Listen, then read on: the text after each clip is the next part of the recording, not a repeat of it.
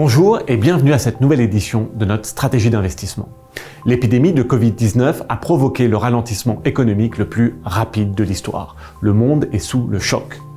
Nous voyons deux scénarios possibles.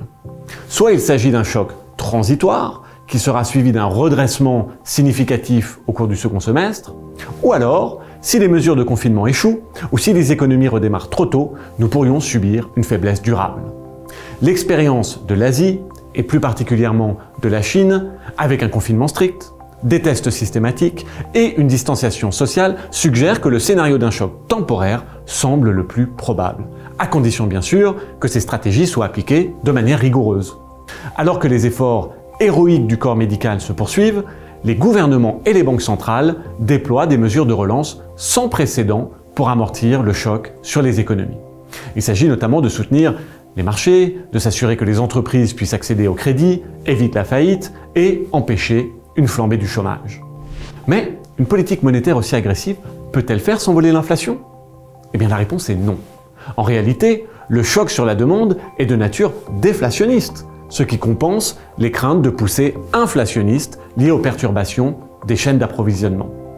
Par ailleurs, la liquidité est loin d'être abondante. De fait, les banques centrales ne font que compenser les liquidités que les banques commerciales, via le crédit bancaire et les marchés financiers, ne sont plus en mesure de fournir. Lorsque la situation se normalisera, les autorités monétaires résorberont les excès éventuels, comme elles l'ont fait après la grande crise financière de 2008, une période durant laquelle l'inflation a été particulièrement bénigne. Autre question importante, les plans de relance budgétaire entraîneront-ils des défauts souverains ? Là encore, non. Pendant les crises, les gouvernements doivent se substituer aux particuliers et aux entreprises qui vont arrêter de dépenser et d'investir au profit de l'épargne.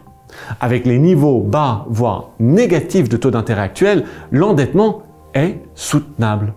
Et le secteur public est même payé pour apporter un soutien à l'économie. Ainsi, une expansion monétaire et budgétaire massive constitue la réponse adéquate à la pandémie afin d'éviter une dépression plus marquée. Tournons-nous maintenant vers Stéphane pour découvrir l'évolution de notre positionnement de portefeuille dans ce contexte économique et financier sans précédent. L'ampleur de la crise du coronavirus requiert une allocation d'actifs prudente et la liquidité des portefeuilles, elle, est essentielle. Ainsi, nous avons réduit notre exposition à la dette des pays émergents et aux obligations à haut rendement courant mars. De plus, nous avons acheté du yen et augmenté notre allocation à l'or dans tous les profils, tout en conservant les bons du Trésor américain dans les comptes libellés en dollars. Enfin, nous avons opté pour une augmentation des liquidités afin de pouvoir réagir rapidement à toute évolution des perspectives économiques. Nous conservons notre légère sous-pondération des actions de 2% et procédons au réajustement régulier de cette position au niveau préconisé par notre allocation tactique. Cela permettra au portefeuille de nos clients de bénéficier d'un éventuel rebond. De plus, la volatilité qui règne sur les marchés nous incite à renforcer les protections. Nous avons implémenté des stratégies optionnelles sur indice actions qui nous permettent de créer un profil de rendement asymétrique. Comme vient juste de le dire Samy, nous nous attendons à une contraction de nature transitoire. Dans ce scénario, une fois que la reprise sera amorcée, les marchés actions devraient progresser de 20%. Les primes de risque liées au crédit de qualité se normaliser et l'or se négocier toujours autour de 1600 $ l'once.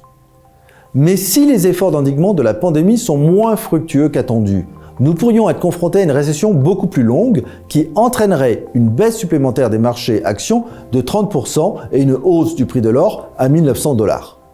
Un tel contexte nécessiterait bien évidemment des choix d'allocation totalement différents, dont une réduction des actions et une augmentation de l'allocation aux actifs refuges.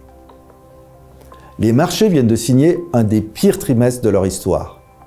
De nombreuses incertitudes se dressent toujours devant nous.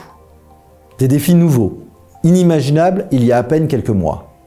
Pour y répondre, nous surveillerons l'efficacité des mesures de santé publique ainsi que les indicateurs coïncidents de l'activité économique et comment elles se traduisent dans les prix des actifs financiers. Il convient de rester prudent et agile durant cette période. Merci beaucoup pour votre attention et prenez bien soin de vous.